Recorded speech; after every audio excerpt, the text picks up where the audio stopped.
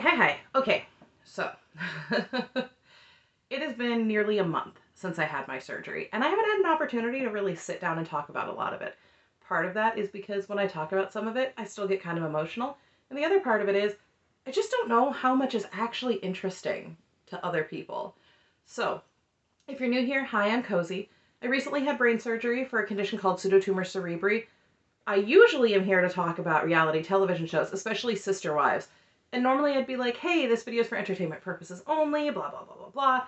However, instead of that, I'm going to say I'm not a medical professional. I can't help you with a diagnosis. I can't help you with a lot of those things, but you can help you by talking to your doctor about any of the concerns that you have and keep pushing. If you think you're not getting an answer, don't just stop. It took 12 years for me to figure out what was wrong. And a year of that was all the buildup that eventually led to my brain surgery. So, if you have concerns, talk to your doctor, get those resolved, because frankly, nobody should have to wait as long as I did. I do not blame any of the doctors for not figuring this out quicker. Pseudotumor cerebri is not super common. It's about 1 in every 100,000 people. So it's not super rare either. Don't let me make you think that it's like the most rare thing. It's just not super duper common. And for me, at least, it was diagnosed by my eye doctor, not my regular doctor. And I wasn't seeing my eye doctor for it because, well, I didn't know I needed to. I thought that I was just having migraines. As it turned out, no, that was not exactly what was going on. Let's dive in. So, as a reminder, pseudotumor cerebri is a condition that affects the cerebrospinal fluid and where it sits inside of the ventricles of the brain, meaning that essentially I had a bunch of cerebrospinal fluid sort of trapped inside of my ventricles because they're thinner. I got to see my MRI. My ventricles are thinner than what most people's would be. Ergo, they don't let the cerebrospinal fluid out correctly, and it gets trapped and creates a bunch of pressure in my brain. And so, in order to alleviate that pressure, I had to get put in what is called a VP shunt. It has a longer name, but let's be serious, I don't exactly know what it is. Essentially, it means that it goes from the top of my head here. Some people get theirs behind the ear. Mine's on the top of my head. So from the top of my head all the way down my body into my abdominal cavity, where there is a tube, a catheter essentially, that travels that entire distance and drains the cerebrospinal fluid from my ventricle into my abdominal cavity. If I think about that for too long, it really grosses me out. The idea that there's just like extra fluid like really grosses me out. It's still hard. I can feel the tube under my skin in certain places, but I can also feel it when I turn my head sometimes. Um, I think that's probably just an OCD thing because I don't like the feeling of things like that. And frankly, I can't feel it when I turn my head, honestly, unless I've been touching it and really am honed in on the fact that it's there. But that is one of the weird things that I've noticed, and I just wanted to kind of share. So, last month I went in at the end of the month for this surgery to be placed. The doctor that I saw, she was fantastic, honest to goodness. I saw her before the surgery and I cried a lot. I told her that I was really scared, that I wasn't sure if I really wanted to do this.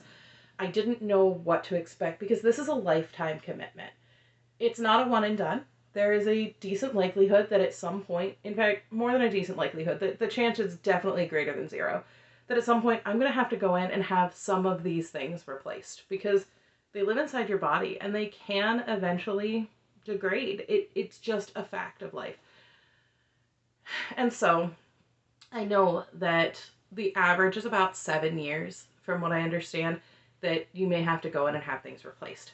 That is a lot. That's a lot of a commitment. I'm 35, and if I anticipate at least living to 70, which would be fairly young for the people in my family, but if I anticipate that, that's another 35 years, which could potentially be an additional 5 surgeries. That's a scary thought. It's a scary prospect, but it doesn't necessarily mean that that is exactly what's going to happen.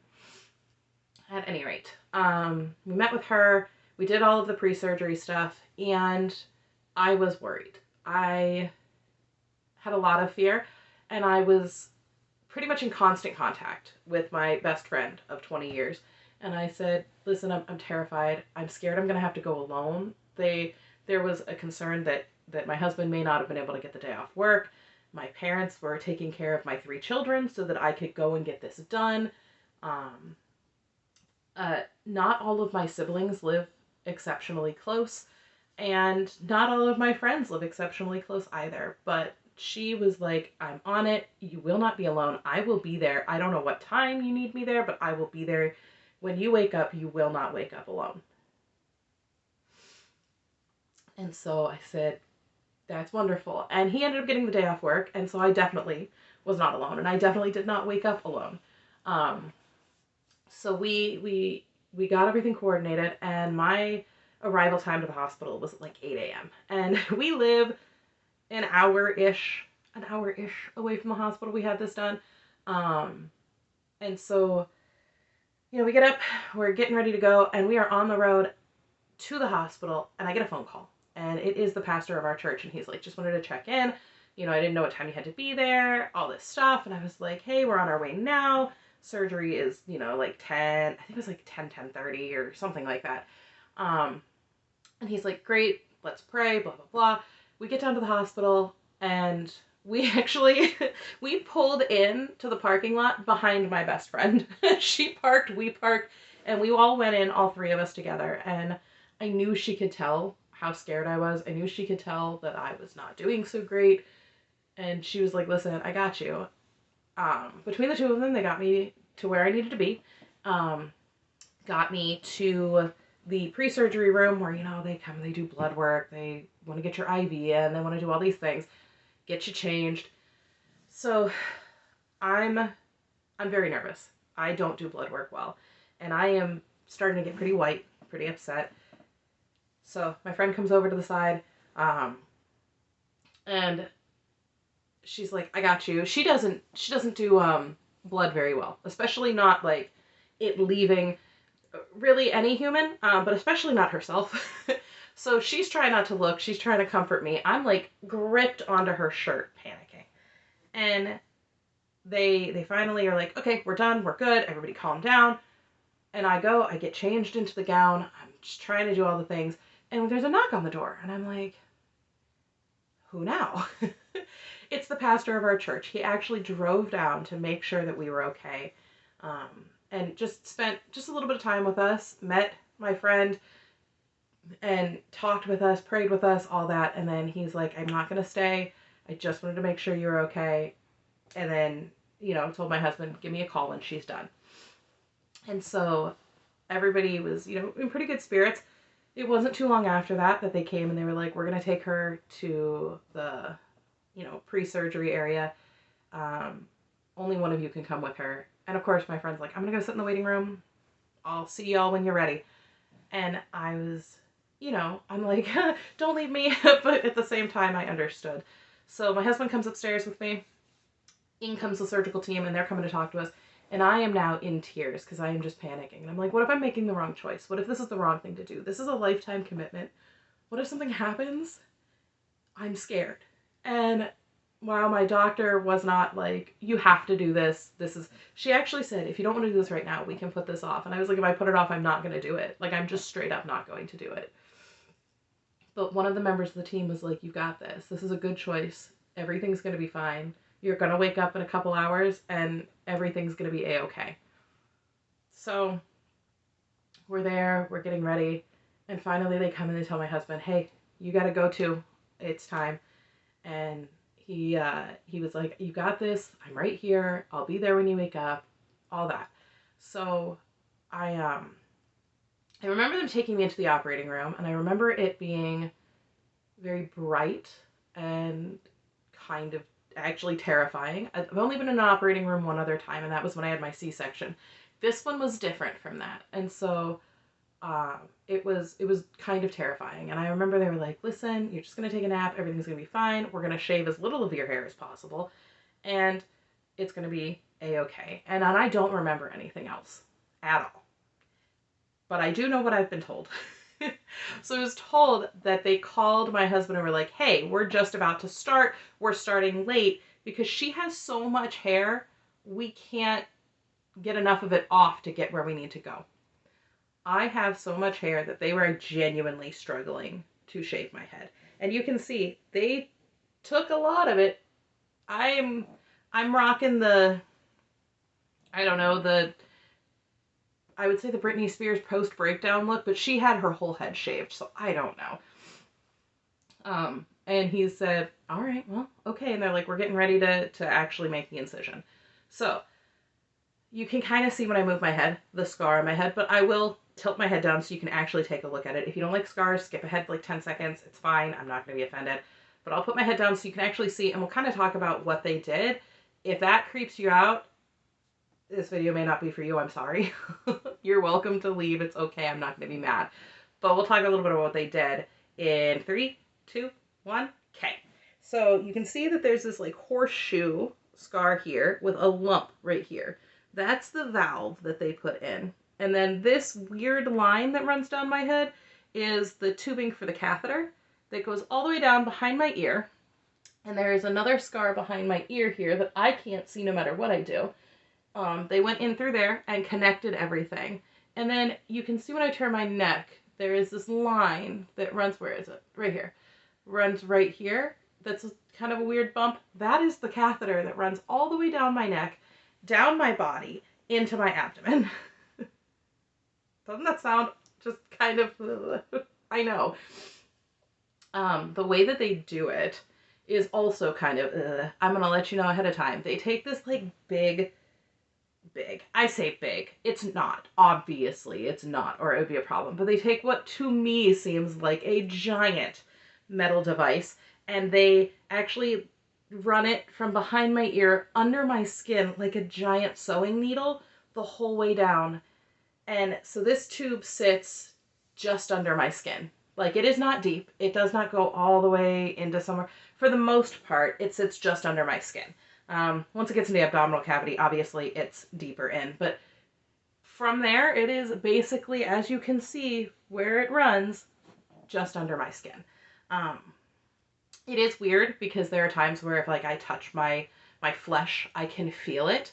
Not everywhere. I mostly feel it in my neck, and I sort of lose it at one point, and then I can kind of find it near my collarbone sometimes, not always. I can definitely feel it on my head the whole way down to my ear because your skin's a lot thinner there. And obviously I can feel this valve. But essentially what they did was they cut a flap, pulled it back, and drilled into my skull, and then used the spot that they had drilled using all of the CT scans and everything that they had taken to see the exact spot to go in to the ventricle and put that catheter in. And so that's what they did. They put the catheter in and they run it the whole way through my body into my abdominal cavity. So I actually have a tiny little laparoscopic scar on the top of my belly. And then at my belly button, there is a much larger, and to me, it seems not as straight, a little more jagged, but that makes sense because your belly button, you know, it puckers right there. And it, weirdly enough, mimics my C-section scar. It's very strange to have a C-section scar and then slightly higher, a belly button scar that's very similar. And then the one at the top of my belly, the little one there, when I laugh or I bend just right, it dimples. And so now I have this weird belly dimple scar. It's the strangest thing. I don't know why I'm sharing that. You guys probably are like, that's weird. I don't care.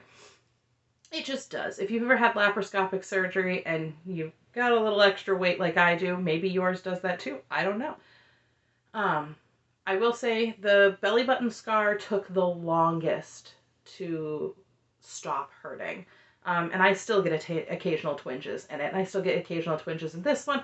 And I definitely get twinges up here. And part of why I get the twinges up here, the skin's pulled a lot tighter. It's tighter to your skull. There's not as much, until you get into the cheeks area and things, there's not as much subcutaneous fat there. So the skin doesn't expand as often. So adding all of this adds tension to my skin. And of course it adds tension with my hair. It adds tension with a lot of things. And so I get a lot of, especially talking for long periods of time or emoting, sometimes I will get twinges in my skin. And I can tell it's in my skin. And it's nothing major. I've had no like crazy bleeding or anything like that. But after getting out of surgery, they get me up to the room, and I don't I have vague recollections of coming out of the medication, but I don't have like a lot of, oh my gosh, it was like this big giant thing. No, the nurse, I remember the nurse saying, "Are you okay? How do you feel?" And I said to her, and I was trying to be as polite as possible, and I feel like I was, but I was like, "Can we please close those blinds? I can't do this. It's too bright." And she's like, "Absolutely." So for most of the day, they kept the lights completely off. They kept the blinds closed. Um, I eventually chose to turn the television on for my own comfort. I just wanted something to do that wasn't, you know, uh, I don't know if that was the moment that everyone came in or if I had fallen back asleep and then, uh, they let my visitors in. But I know when I woke up, my husband and my friend were there, and they were both like, "How you doing? Oh my goodness," because they had this big giant bandage on. It was wild, and it was pulling my hair. I remember because it was sticky, and it kept pulling my hair in the front and the back, and I was like, "This hurts," and can we change this bandage to something less uncomfortable? But unfortunately, at that time, no, it needed to be what it needed to be. Um, and I was like, okay. I did eventually get them to change it because it hurt like gangbusters to have my hair pulling all the time. So, everybody's like, "Are you okay? How you doing?" And I'm talking, and I just remember feeling like I had gone through one of the biggest things that I could imagine in my life, short of the C-section, which was huge. Um, and waking up and seeing two faces that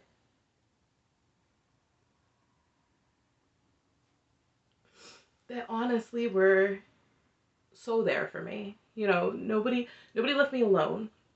Nobody left me to be scared. I I knew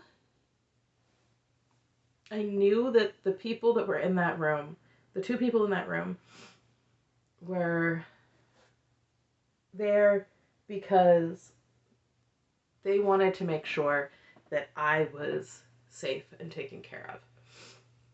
And I have a vague memory um, of just sort of talking about almost nothing for the longest time. And then eventually my friend was like, "Hey, I've got to get going. I've got to get the kids off the school bus." And I was like, "Yeah, please, that's fine. You don't have to stay on my accord for forever. I'm okay. Thank you for being here when I woke up." And it was just such a big deal. And my heart was so full. And I do remember very clearly looking between the two of them right after waking up. And I said to my husband, I said, how bad is the hair?" And he was like, "No, it's great, it's fine." And I turned and I looked at her and I was like, "Well," and she's like, "No, it's bad." And I know some people would be like, "I can't believe she would tell." No, I wanted her to be honest. In fact, going into this surgery, I made her promise that if it was bad, she was gonna tell me the truth. Because the first time I got up and looked in a mirror, I didn't want to feel lied to.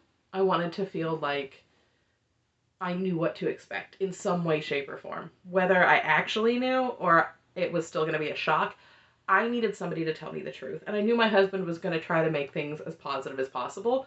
Um, and so I said, "Your task is to tell me the truth. If this haircut is really bad, you need to tell me because no one else is going to tell me. The nurses aren't going to tell me. The doctor's not going to tell me.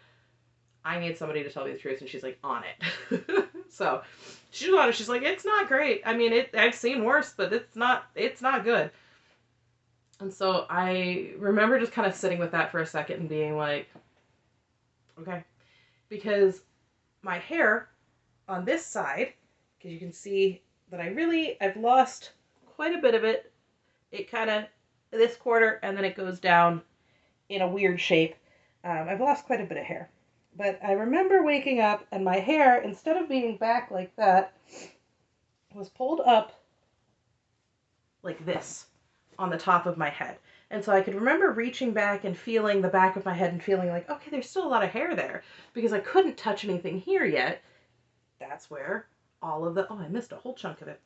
All the bandages and things were. And so like I couldn't touch anything here, but I could touch here and I was like, "Oh, okay, not much. There must be more than I think." And then I got up the first time and I looked in the mirror and there was so much more gone than I thought there was going to be. And I don't fault anybody for that. They had to shave what they had to shave, obviously. But that doesn't mean that emotionally I don't still feel some kind of way about losing half, a third, whatever you want to call it, of my hair. It's still tough for me. I've always had really long, thick, curly hair. And I mean, when I was a small child, my hair was so long that I would sit down on the chairs at school. And you know how they have like those little metal discs where the legs connect? I would sit down on those chairs and my hair would get stuck in those little metal discs all the time because my hair was so long. And you would think, people are going to be like, what did you grow up? Some sort of like weird, fundy Christian that wasn't allowed to cut her hair? Yes, but no. I didn't grow up weird, fundy Christian. I grew up somewhat fundamentalist, but like we were allowed to cut our hair and wear pants. That was not a thing. Frankly, I'm probably slightly more fundamentalist now than I was as a child, but that's neither here nor there. I still believe in cutting my hair, obviously. And I wear pants. Right now I'm wearing pants. It's cold where I live right now. It's been raining all day. So, it wasn't like oh gosh, I've lost some sort of religious identity or anything. I just felt like I'd lost a piece of myself because I have long, thick, relatively curly hair. It doesn't look like it right now. Right now it's like, are you sure? It seems more wavy. I pull it back a lot and it's been damaging the curl pattern. But like, I wonder what this is going to be when it comes back in, because when I was a child and my hair, was shorter, I was born with a lot of hair, so, I had like Shirley Temple ringlet curls. So I'm really worried this is going to grow in like ringlets and that this curl pattern's so damaged that it's going to look super weird. That's sort of what I'm waiting for. Right now, it just sort of stands up straight on my head, which is very weird and I sort of fun to touch sometimes. So, that first night in the hospital was rough. I'm not going to lie. They brought me dinner. I didn't order dinner. I don't know exactly what happened there, but they brought me dinner and they brought me spaghetti and I was like, there is no way I can eat this. I can't do this. So my husband calls down and says, hey, can we maybe get like a fruit plate or something? Because she can't eat this. This is not, no. I ate the fruit plate and I had a couple snacks that he gave me. And eventually, middle of the night-ish, eventually I was finally at this point where I was like, hey, when they come in to do my vital check, I'm going to let them know I need to use the bathroom and different things. And so I was like, I said to the young man who came in, I was like, hey, can you unhook some of this so I can go to the bathroom? And he's like, sure. I got to the bathroom and everything was fine until I tried to stand up. And then I was like, oh, I think I'm going to be sick. So I got myself settled and I was like, I just want to go lay down because I don't want to throw up. That didn't work. That did not work. I ended up throwing up anyway, and they were like, okay, well, we gotta, let me get one of the nurses and everything, because this could be a not great sign, whatever. I said, no, I think I just don't feel good. I think I'm just, tired, dizzy, coming out of all this. It's stress.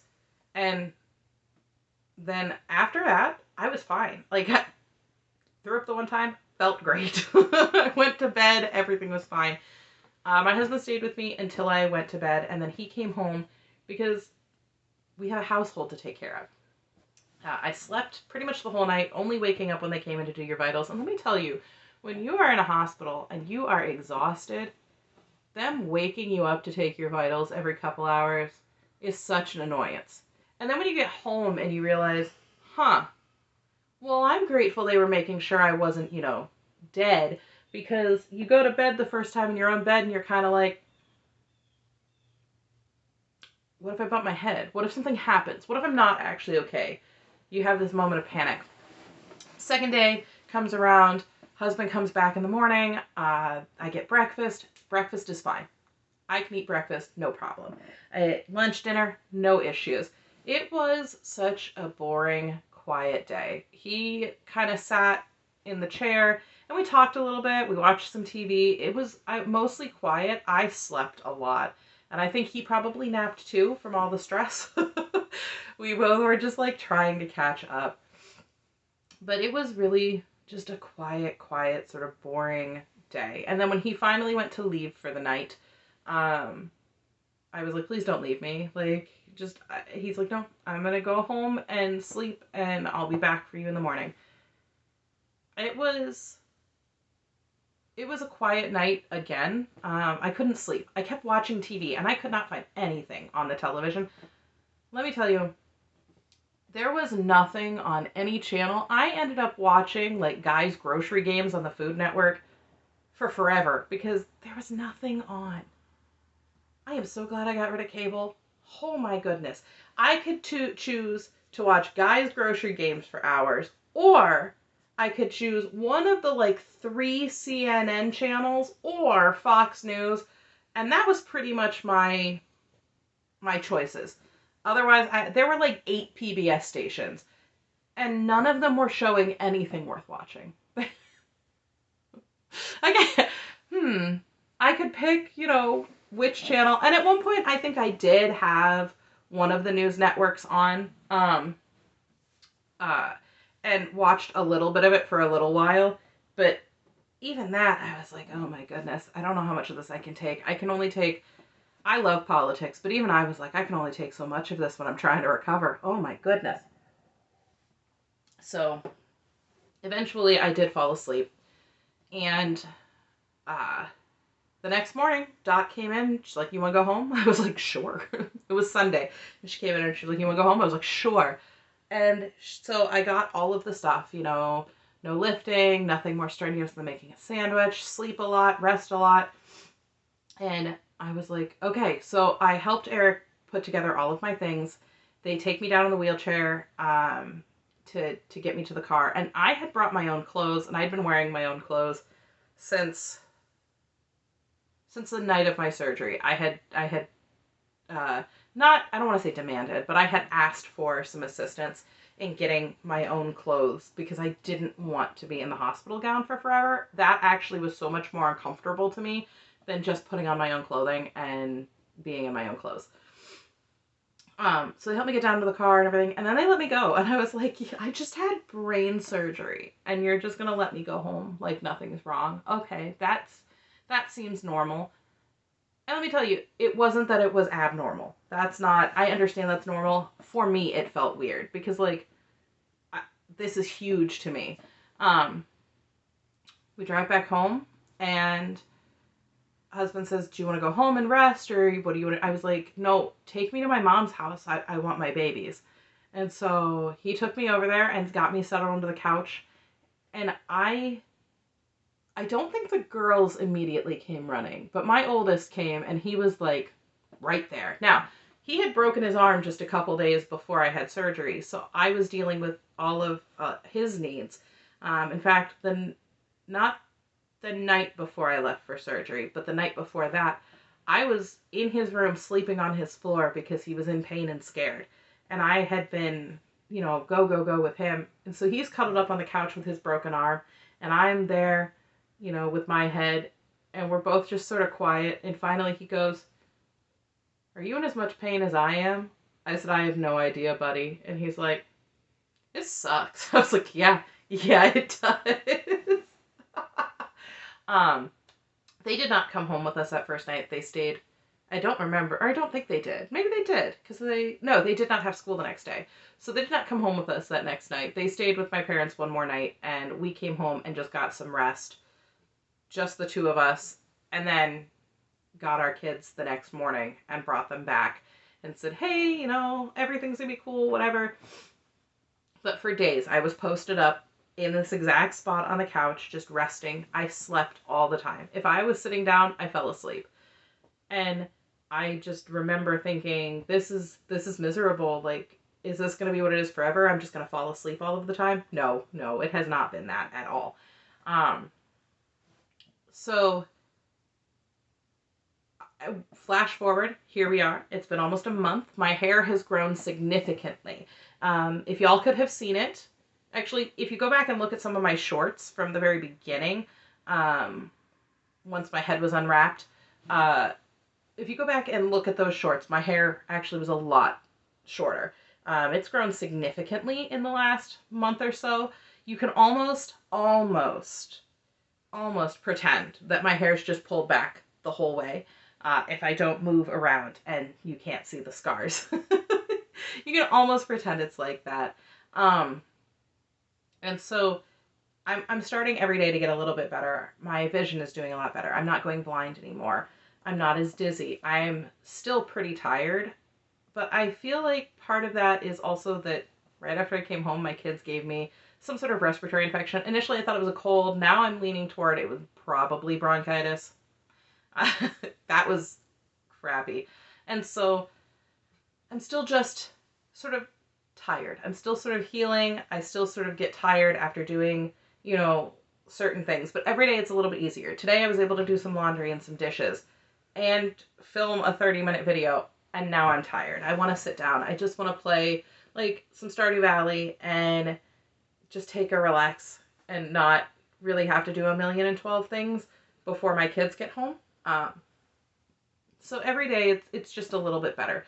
The ringing in my ears is pretty much gone. Sometimes it comes back a little bit, but not like it was. It used to ring so loud I couldn't hear myself talk. I couldn't hear my kids. I think that's part of why I talk so loud is because the ringing in my ears was so bad that I couldn't hear my own volume. I know that's also like a thing with ADHD, voice modulation, because I have ADHD too, so that could entirely be it. But things are getting easier. I actually was able to sit down on the floor and reorganize my girls' dresser drawers to make sure that they have everything they need for school all of the time. We went with my oldest to get his cast replaced because the first cast they put on, they put a split cast, and then they'd had to cut an extra hole into it to put a wedge in. I'm not going to give the whole thing with his broken arm because he's embarrassed enough, so we're not going to do that. But they replaced the cast yesterday, and I was able to go and sit there and just, be there for him because it was a stressful day for him. This whole thing with his broken arm has been so stressful for him. But as far as things have gone for me, I don't regret the surgery. I don't. I have moments of thinking, gosh, what if I hadn't done this? What if I still had my hair? What if my scalp was, not numb right here?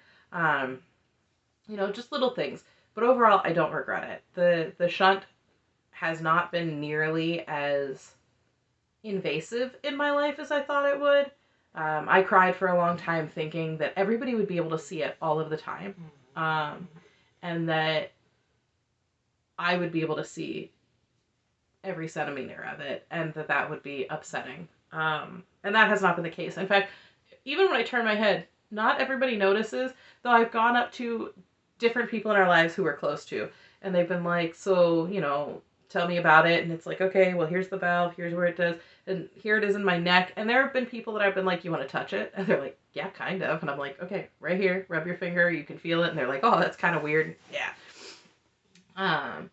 The worst part has honestly been dealing with strangers who are well-meaning, but people ask a lot of invasive questions when they see this, and I don't mind answering them sometimes, but there are just days, and maybe this is rude, maybe this is selfish, I don't know. There are days where people will ask some of those more invasive questions, and it's just like, I'm a person with a condition, and I'm happy to talk to you about that condition because people need to know what it is and understand and recognize that all the things that I dealt with for all that time wasn't me being lazy or a hypochondriac or throwing a tantrum because I had to be the sickest person in the room.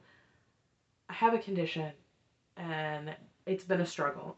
And people need to recognize that, like, this is real. But there are days where it's like, I feel like I've answered the same question 800 times, and you just are tired and don't want to answer it one more time.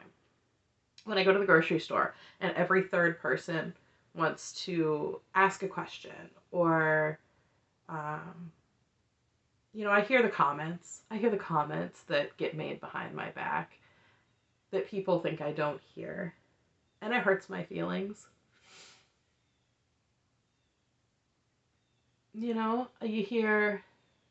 hear things like, oh, look at that weirdo with half her head shaved. Like, I'm not a weirdo. I had brain surgery. You can see the scars. You can treat me like a weirdo if you really want to. That's not who I am.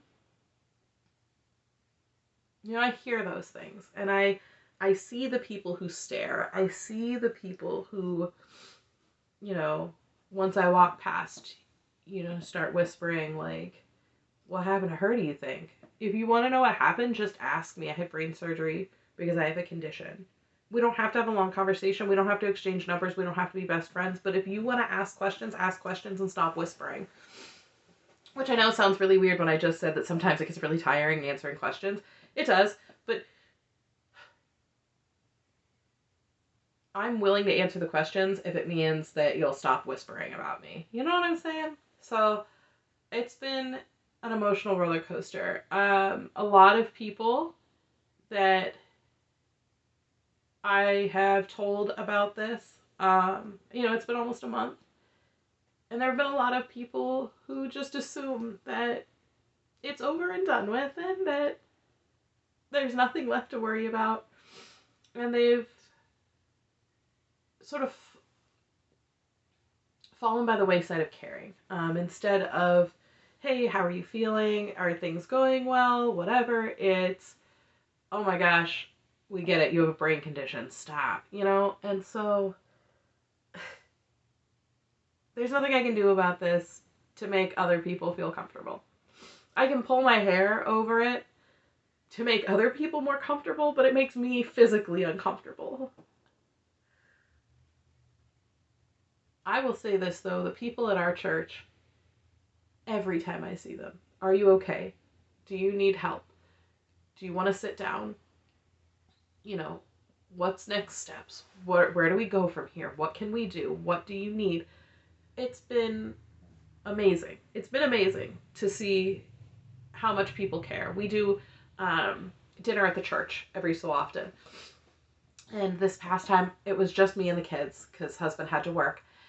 And I will say this, my twins are not really great about carrying their own plate and nearly dumped their food several times. Somebody jumped in, grabbed their plates, walked the line with them, and was like, let's get whatever you want to get so that mom can handle her plate and brother because, of course, he's got the broken arm. So I am forever grateful to the people who have stepped in to help. I'm forever grateful to those of you who've been commenting to check in, who have wanted to make sure that I understand that this isn't as bad as I think it is and that nobody's laughing behind the camera. And if you are laughing on the other side of the video, okay, just don't tell me, please. That's fine. Just don't tell me. Nobody, thus far, I haven't seen a single horribly disparaging comment about either my opinions, how quickly I'm getting things out or not getting things out. It's been fantastic. So that's kind of my update. I know it's not a ton of information. I know it's not super duper exciting. I know there's not a ton of drama or anything. There doesn't need to be a ton of drama. This was dramatic enough, and frankly, I'm hoping that's all the drama that I'm going to have for a little while. Knock wood. Oh, not the picture. So, we'll see. But thank you for listening. Thank you for being here. Thank you for being interested in the update to what happened here. And hopefully soon, not hopefully soon. I'm going to sit down, I'm going to get all my notes together, and I'm going to film the video for this past Sunday's episode of Sister Wives. Graham, sorry. That's my dog. And he is very angry at the squirrel outside of the window. And get that posted pretty ASAP. So, until then, I will see you guys soon. Have a fantastic day. Bye-bye.